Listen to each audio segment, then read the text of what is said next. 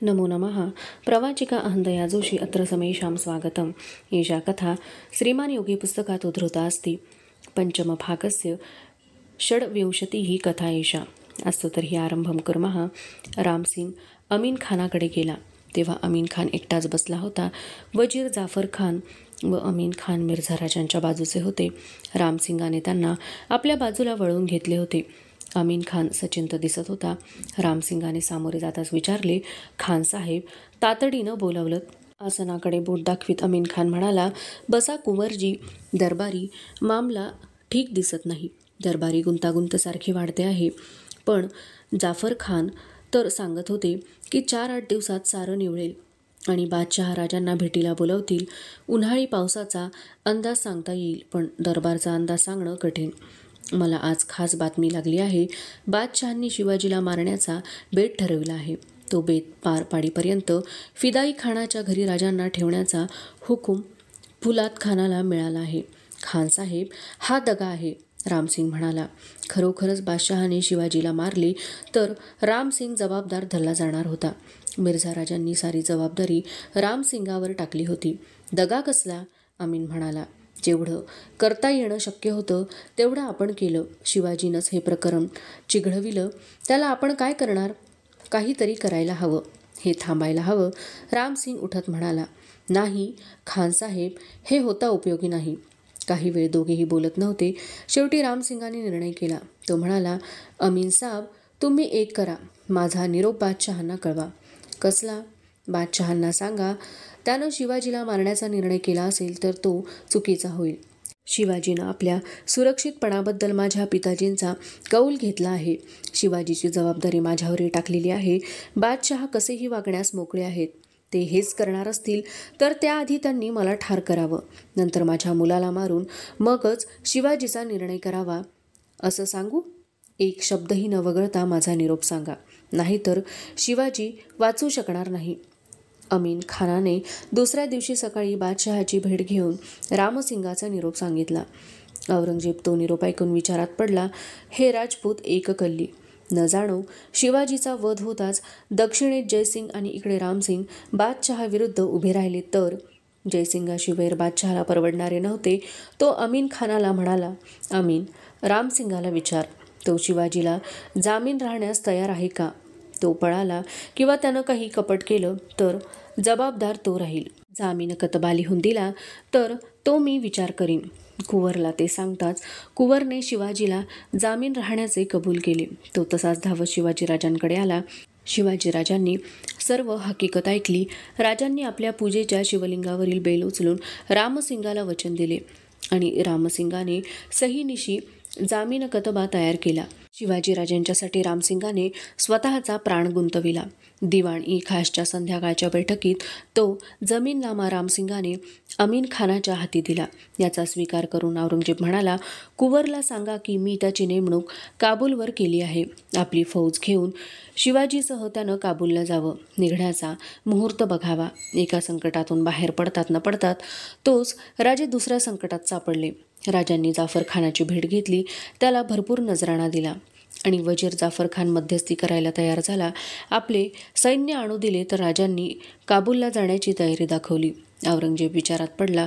खुद्द दिल्लीमध्ये शिवाजीचे सैन्य येऊ द्यायला तो खुळा नव्हता. काबूलचा बेत त्याने रद्द केला. शिवाजीला निश्चित कोणती वचने देऊन मिर्झा राजांनी पाठवले आहे याची विचारणा करणारे तातडीचे पत्र औरंगजेबाने मिर्झा राजांना पाठविले. दिवस उलटत होते. राजे दरबारच्या मोठमोठ्या सरदारांना भेटत होते. नजराणे देत होते. राजांची माणसे महादेव यांसारखे नजरबाज आग्रा शहरात फेरफटका मारित होते. ओळखी वाढवित होते. दरबारचे वातावरण निवळावे म्हणून रामसिंग संभाजीराजांना घेऊन दरबारी जात होता.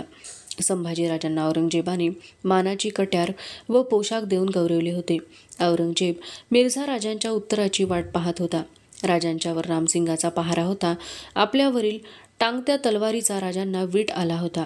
त्यांनी सोक्षमोक्ष लावून घेण्याच्या हेतूने एक अर्ज पाठविला. जर बादशहांनी सरकारात दिलेले सर्व किल्ले परत केले तर मी 2 कोटी रुपये खंडणी देईन. मला परत जाण्यास परवानगी मिळावी. माझा मुलगा येथे चाकरीत ठेवण्यास मी तयार आहे. बादशहाजी शपथ घ्यावयास सांगतील ती मी घेईन. मी बादशहांच्या शब्दांवर विसंबून आलो. माझी निष्ठा मोठी आहे. ज्यावेळी स्वारीचा बेत कराल त्यावेळी बोलवताच मी येईन. बादशहा विजापूर स्वारीत गुंतले आहेत. मला तेथे जाऊ द्या. मी बादशहांसाठी लढा देईन किंवा मरून जाईन. राजांच्या सारख्या जाणाऱ्या अर्जांनी आणि शिवाजीच्या वाढत्या भेटींनी औरंगजेबाचा संशय वाढला. तो म्हणाला, मी शिवाजीशी सौम्यपणे वागतो यानं त्याचं डोकं फिरलं आहे. घरी जायला मी त्याला परवानगी देईन कशी? त्याला सांगा की त्यानं यापुढं कोणासही भेटू नये. रामसिंगाकडे जाऊ नये. सक्त ताकीद द्या. राजांना रामसिंगाचे पहारे कडक झाल्याचे जाणवले. औरंगजेबाने रामसिंगाकडून शिवाजीने त्याच्याकडे राहिलेले किल्ले द्यावेत म्हणून मागणी केली. रामसिंगाने तो निरोप राजांना सांगताच राजे भडकले. कुंवरजी, तुम्ही मला काय सांगता? इथं बोलावून आणून मला तुमच्या पहाऱ्यात टाकलं.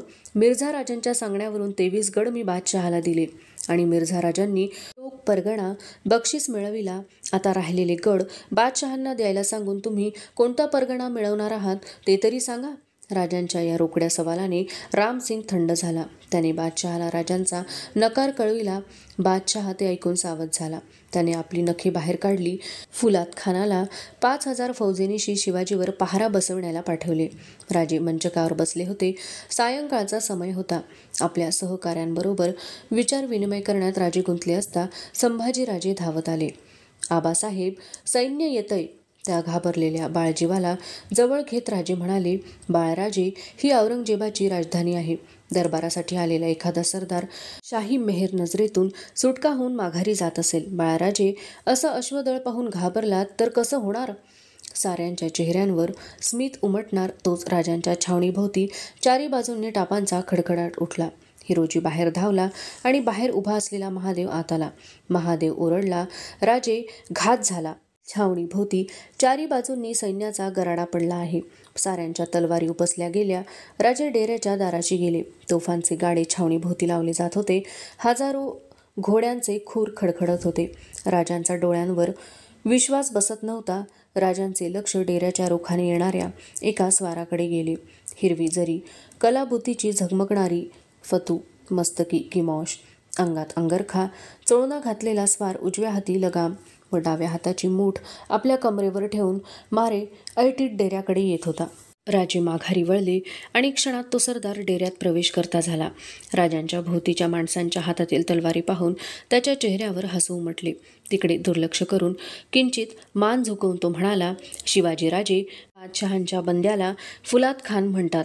अफसोस की बात है, आपल्यावर पहारा करण्यासाठी मला आणि माझ्या 5,000 स्वारांना आज्ञा झाली आहे.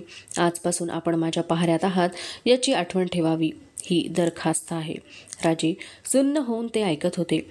हाच तो फुलात खान की ज्याचं वर्णन काळीज नसलेला माणूस म्हणून करतात. राजांनी त्या धिप्पाड देहाकडे निरखून पाहिलं व ते म्हणाले, खान साहेब, तुम्ही तुमचं काम करा. आमच्याकडून तुम्हाला त्रास व्हायचा नाही. आपण दोघे बादशहांचे बंदे. तुम्ही पहारा करा, आम्ही कैदेत राहू. राजांचा तो शांतपणा पाहून फुलात खान चकित झाला. अभिवादन करून तो बाहेर गेला. राजे कसे बसे मंचकावर जाऊन बसले. बाल संभाजी राजांच्याकडे धावले. ते म्हणाले, आबासाहेब, हे स्वार का आलेत? त्याची मुकल्या जीवाच्या बोलांनी राजांचे धैर्य ढासळले. एकदम बाळराजांना मिठीत घेऊन राजे म्हणाले, घात झाला, आम्ही फसलो. आणि राजांच्या डोळ्यांना अश्रुधारा लागल्या. त्यांच्या शोकाला सीमा राहिल्या नाहीत.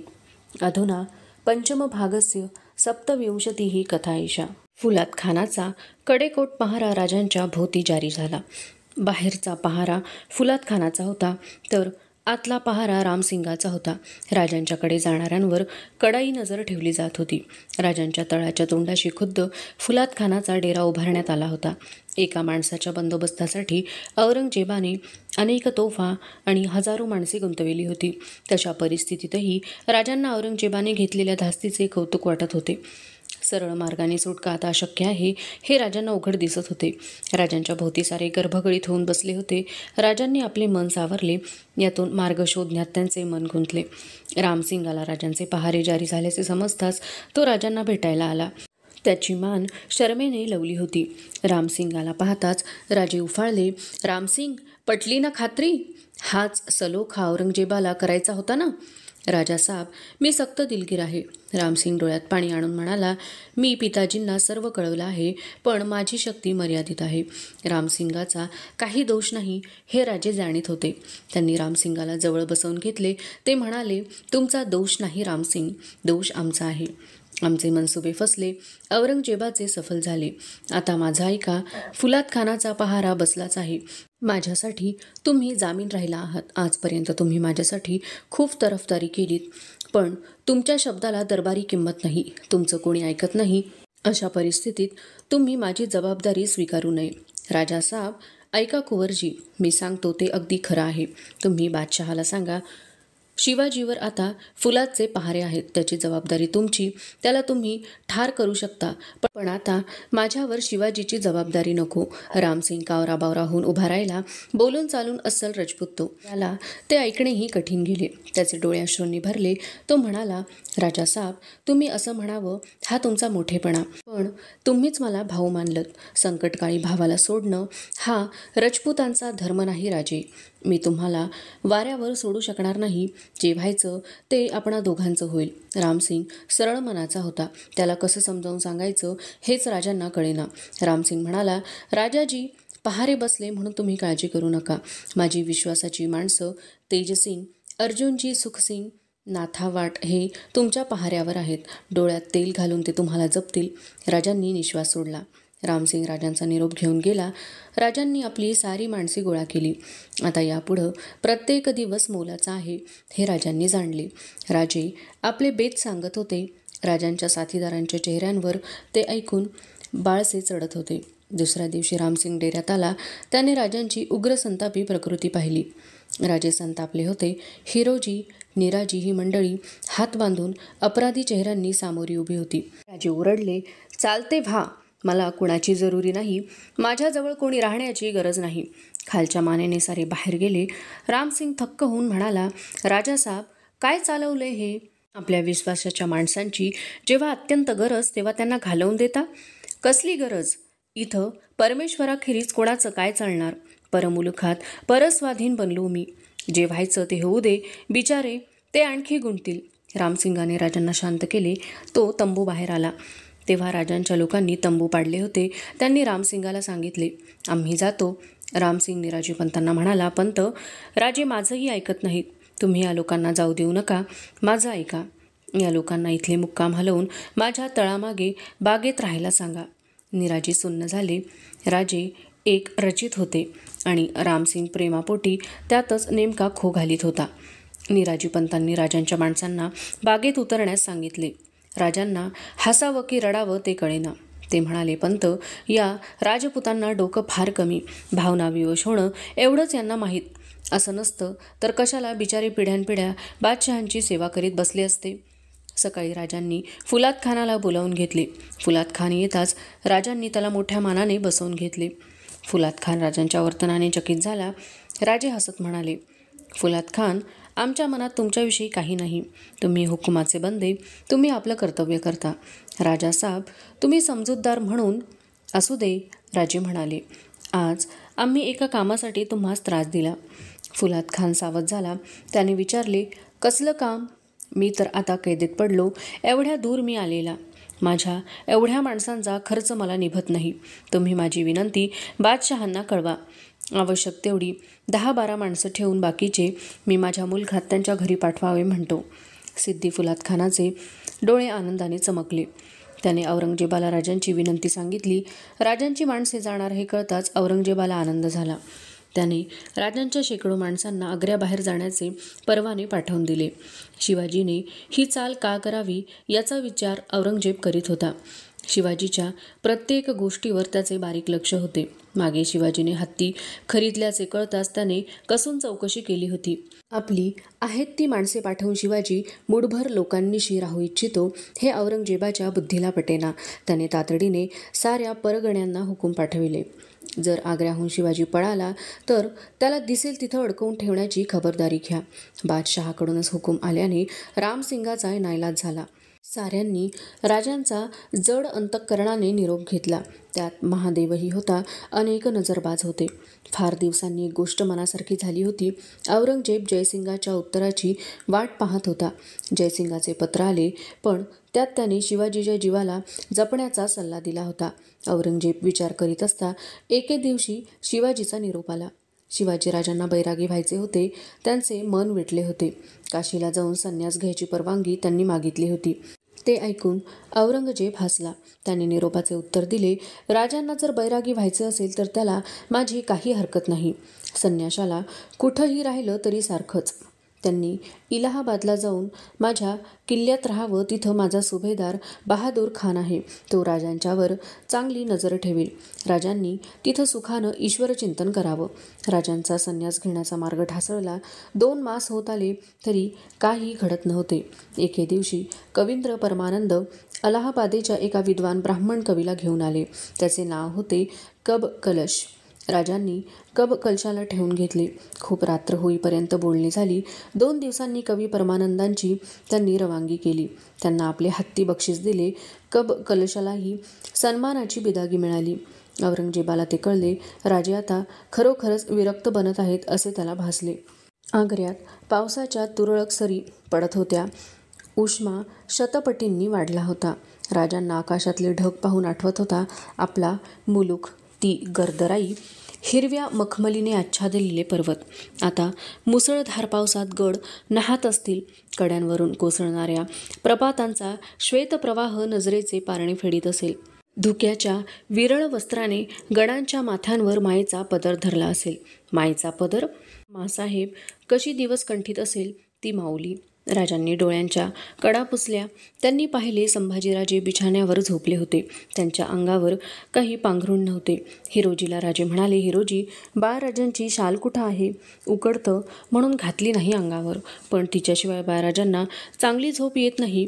राजांनी उठून शाल घेतली. क्षणभर हातात ती शाल घोळवीत राहिले आणि त्यांनी ती शाल बाळराजांच्या अंगावर टाकली. बाळराजांची चाळवाचाळव झाली आणि परत ते शांतपणे झोपी गेले. पहारेकऱ्यांचे आवाज उठत होते. राजे बाळराजांच्या शेजारी झोपले. डोळे मिटत नव्हते. डेऱ्याच्या दाराशी तलवार उशाला घेऊन हिरोजी आडवा झाला होता.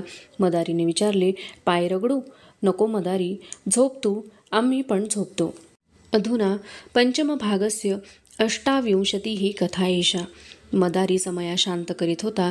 जळत राहिलेल्या समयीच्या 1-2 वातींचा उजेड अंधाराची भयानता वाढवित होता. राजे पडल्या जागेवरूनच त्या वातींकडे पाहत होते. राजांचे मन बेचैन झाले होते. अनेक विचारांचे काहूर मनात उठले होते. माणूस स्वतःला जाणता समजतो. केवढा अहंकार! दक्षिणच्या सुभेदारीचं स्वप्न घेऊन आपण आग्र्यात आलो. आलमगीरची मर्जी संपादन करून सुभेदारी घ्यावी आणि मिर्झाराजे दिलेर खान यांचा शह उठताच परस्वराज्याच्या खटपटीस लागावं, हा आमचा मनसुबा दोरच राहिला आणि आम्ही बादशहाच्या कपटनीतीला मात्र बळी पडलो.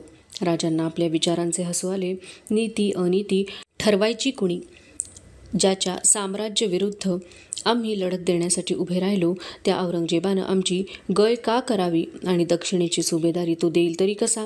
खुद्द आपल्याच भावांना कठोर शासन करणारा हा औरंगजेब आपल्या पित्याला विष घालताना ज्याचे हात थरथरले नाहीत, तो आलमगीर आमच्या बाबतीत रहमदिल होईल कसा? आजवर औरंगजेबानं आम्हाला जिवंत का ठेवलं? खास काहीतरी मोठी गल्लत होते आहे. दैवानच आलमगीराच्या मनात काहीतरी गोंधळ निर्माण केलेला दिसतो. नाही तर तो निर्णय करायला त्याचा एवढा वेळ लागला नसता.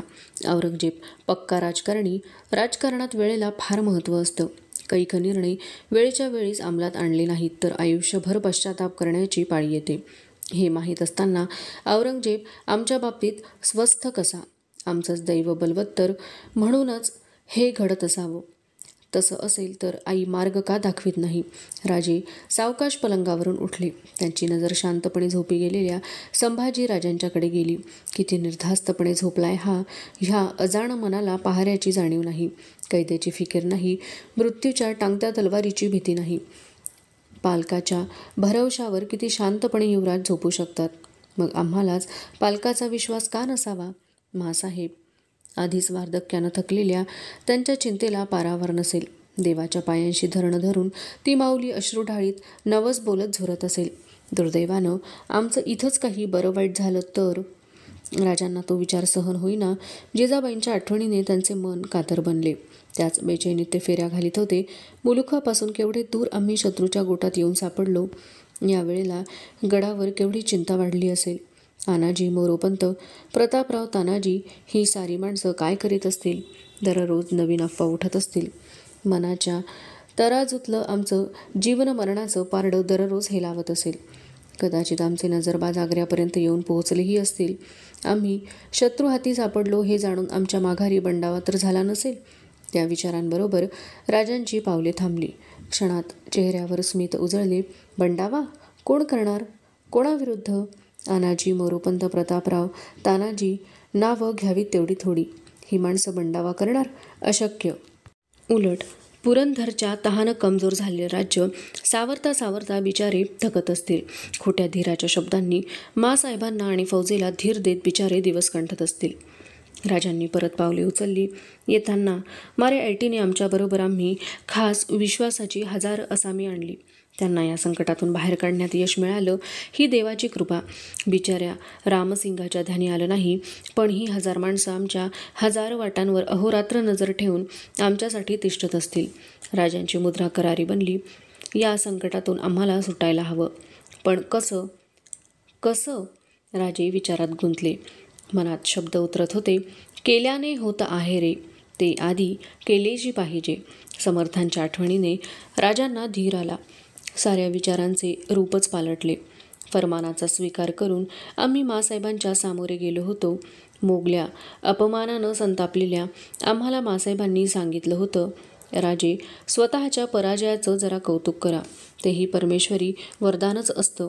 त्यानं पाठवलेलं संकट जे धीरानं सहन करतात, सोसतात, त्यांनाच भविष्यकाळ उज्ज्वल असतो, असं पोथ्या पुराणं सांगतात.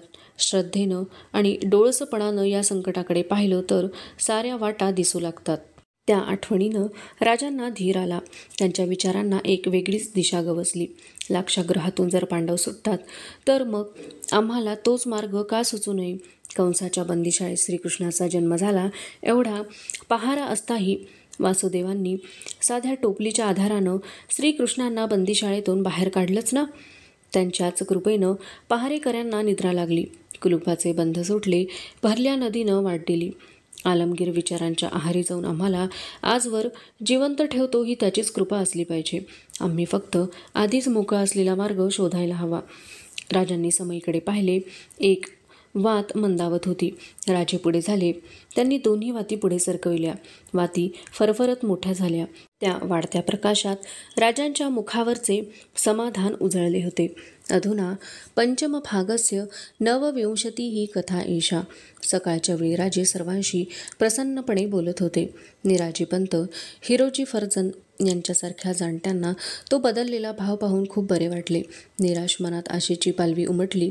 राजे सर्वांसह मोकळेपणाने बोलत बसले असता रामसिंग आल्याची वर्दी आली. राजांनी रामसिंगाचे स्वागत केले. रामसिंग, दरबारची काय खबर? सर्व ठीक आहे. आलमगीरांच्या कृपेनं आम्हीही इथं निर्धास्त बनलो आहो. जी. रामसिंग चकित झाला. राजे हसले. रामसिंग, एवढं आश्चर्य वाटायला काय झालं? आम्ही आयुष्यात कधी निर्धास्त नव्हतो. एवढे इथं आहो. एवढा कडेकोट पहारा असताना माणसाला काळजी कसली? कैदेसारखं सुख नसतं रामसिंग. राजांनी एकदम विचारले. आमच्या जबाबदारीतून सुटका करून घेतलीत की नाही? जी. अजून नाही. रामसिंग, तुम्ही आम्हाला लहान भावासारखे. तुम्ही आमच्यासाठी हा धोका पत्करू नका. बोलून चालून ते बादशहा, त्यांची केव्हा लहर फिरेल, कोणत्या कारणांनी इतराजी होईल हे सांगता येणं कठीण. रामसिंग थोडा विचारात पडला. त्याचा तो भाव पाहून राजांना बरे वाटले. विषय बदलीत त्यांनी गोपीनाथ पंतांना विचारले. पंत, युवराज कुठं आहेत? गोपीनाथ पंतांनी हसून उत्तर दिले. मघा ते फुलाद खानाबरोबर पहारा पाहत होते. त्या उत्तराने राजे खळखळून हसले. सुरेख. आम्ही कैदेत आणि युवराज मात्र मोकळे. उलट तेच आमचे पहारे पाहतात भाग्यवान आहेत. रामसिंग हसण्यात सामील झाला. खरं आहे राजे, युवराज खरेच भाग्यवान आहेत. आलमगीरांना त्यांचा खूप लळा आहे. आजही त्यांना घेऊन येण्याची आज्ञा झाली आहे. आणि राजे, युवराजांनी माझं घर तर आपलंसं केलं आहे. छान. आलमगीर कृपाळू आहेत, मनाचे मोठे आहेत, नाहीतर शत्रूच्या मुलाला एवढ्या मायेनं कुणी वागवलं असतं. राजांचा आनंद पाहून रामसिंग म्हणाला, राजासाहेब, एक विनंती आहे. असं परक्यासारखं बोलायचं नाही. रामसिंग, एकदा तसं ठरलं ना, सांगा. आपल्याला दक्षिणेत मनूची भेटले होते ना? मनूची? जी पिताजींच्या तोफखान्यावर अधिकारी होते, परदेशी आहेत. त्यांची आणि आपली पुरंदरला ओळख झाली होती. राजांना एकदम आठवले, वा, लाख माणूस. आम्ही जरूर त्यांना ओळखतो. नव्हे, आमची दोस्ती आहे. चिंतेच्या दिवसात त्यांचा सहवास आम्हाला सुखावह वाटला. कुठं आहेत ते? इथं आलेत? जी नाही, पण त्यांनी ओळखपत्र देऊन एक कलावंत पाठविला आहे. कलावंत? जी चितारी आहे. दरबारी अनेक जणांची त्यानं चित्र काढली आहेत. आलमगीरांनी त्यांना आपल्याला भेटायची इजाजत दिली आहे. बादशहा कृपाळू आहेत. त्या कलावंतांचं नाव काय? मीर हसन. आलेत? जी. बोलवा. थोड्याच वेळात मीर हसन राजांच्या सामोरा आला. रामसिंगाला राजांना मीर हसनने मुजरे केले. मीर हसनने राजांना मनूजीचे पत्र सादर केले. त्यात मनूजीने मीर हसनला राजांची छबी काढण्याची विनंती केली होती. पत्राचा मजकूर जाणून घेताच राजांनी मीर हसनकडे पाहिले. सडपातळ देहाचा, हसऱ्या नजरेचा मीर हसन राजांच्या मान्यतेची वाट पाहत होता. राजांची नजर रामसिंगाकडे वळली. रामसिंग, काय योग असतात पहा. जेव्हा आम्ही पुरंदरचा तह करून शरणागती स्वीकारली, तेव्हा तिथं आम्हाला उत्तरेचे पंडित शिवराम भेटले. त्यांनी आग्रह करून आमची कुंडली घेतली. 1.5 वर्षानंतर आमचे मनोरथ सिद्धीला जातील असं भविष्य वर्तविलं. संकटात सापडलेल्या जीवांना अशा गोष्टींचा मोठा आधार वाटतो. मनोरथ दूरच राहिले, उलट आम्ही जिवंत सुटणं कठीण होऊन बसलं. आणि इथं कैदेत असता मनूजीचं पत्र घेऊन हे चितारी येतात. कैक वेळा दैव देखील भारी क्रूर थट्टा करीत असतं. पण राजांची ती गंभीर मुद्रा फार काळ टिकली नाही. ते एकदम हसले. कदाचित या दैवयोगाला निराळच कारण असावं. आम्ही इथं राहिलो नाही तरी आमची छबी निश्चित मागे राहील. राजे हसले, पण रामसिंग हसला नाही. राजांच्या बोलण्याने तो बेचैन झाला होता. राजे सावध झाले. त्याच सहजतेने ते म्हणाले, रामसिंग, चिंता कसली? एक ना एक दिवस मृत्यू गाठणारच. इथंच आमचा शेवट झाला तरी हे चित्र मागे राहील, नाही का? रामसिंगाच्या मनावरचे ओझे उतरले. राजासाहेबांनी असं बोलू नये. कदाचित जहापनाहांची हां, रामसिंग, नशिबात असेल ते सारं होऊन जाईल. या कलावंतांना केव्हाही यायला सांगा. त्यांना आमचं चित्र काढू देत. तेवढाच वेळ आमचा चांगला जाईल. दुसऱ्या दिवसापासून मीर हसन राजांच्याकडे येऊ लागला. चित्र काढू लागला. सारे कौतुकाने ते पाहत होते. राजे मोकळ्या मनाने वीर हसन बरोबर बोलत होते. उलटणाऱ्या दिवसांबरोबर राजांचा प्रसन्न भाव वाढत होता. पण रामसिंगाला संकटांचे डोंगर दिसत होते. मिर्झा राजांनी कोठून या शिवाजीची जोखीम पत्करली आणि आग्र्याची जोखीम आपल्यावर टाकली असे त्याला झाले होते. मध्यंतरी बादशहाच्या मनात खुद्द आपण दक्षिणेत विजापूर मोहिमेवर जावे असे आले होते. रामसिंगावर शिवाजीची जबाबदारी टाकून दक्षिणेत उतरावे असा त्याचा इरादा होता. पण रामसिंगाला मिर्झा राजांनी शिवाजीची जबाबदारी न स्वीकारता बादशहाबरोबर दक्षिणेत उतरण्याचा सल्ला दिला होता. शिवाजी राजांचा उपदेश त्यांच्या ध्यानी येत होता. जामिनकीतून मुक्तता करून घ्यावी हा राजांचा वारंवारचा सल्ला त्याला आता पटू लागला होता. औरंगजेबाने प्रथम रामसिंगाच्या विनंतीकडे लक्ष दिले नाही, पण नंतर त्याने ते मान्य केले आणि रामसिंगाला शिवाजीच्या जामिनकीतून मोकळे केले. रामसिंगाला मोठा भार उतरल्याचे समाधान झाले. राजांना ती बातमी रामसिंगाने सांगताच खूप हलके वाटले. राजांना आता आपले मार्ग संपूर्णपणे मोकळे होते. रामसिंगाच्या शपथेतून आता ते मोकळे झाले होते. एके दिवशी मीर हसन पुरे झालेले चित्र राजांना दाखवण्यासाठी घेऊन आला. राजे ते चित्र मोठ्या कौतुकाने पाहत होते. चित्रात राजे आपल्या खास पोशाखात अश्वारूढ झालेले दिसत होते. संगे अनेक भालाईत दाखवले होते. त्यात अनेक मुसलमानही दिसत होते. मीर हसन, तुमच्या कलेचं कौतुक करावं तेवढं थोडं आहे. आमचं रूप हुबेहूब टिपलं. पण एवढे मोगल सरदार आमच्याबरोबर आले कोठून? हुजूर, आपण रामसिंगांच्यासह शाही दरबारी जाताना मी पाहिलं होतं. ते सारं तसंच मनात होतं. वा, सुरेख. निराजी पंतांनी मानवस्त्रे आणली. राजांनी मीर हसनला मानवस्त्रे आणि विपुल द्रव्य देऊन गौरविले. मीर हसनने राजांचे चित्र राजांना नजर केले. मीर हसन ही कलाकृती तुमच्याच जवळ राहू देत. हवं तर हे चित्र मनूजींना द्या, आमची आठवण म्हणून ते जतन करतील. राजांनी मोठ्या सन्मानाने मीर हसनला निरोप दिला. त्यानंतर थोड्याच दिवसात वशिष्ठा कथा अग्रिमे फाकी पठिष्यते. अस्तु तर्हि पुनर्मिलामः. तावन्मङ्गलं भूयात्, शुभं भूयात्. नमो नमः. धन्यवादः.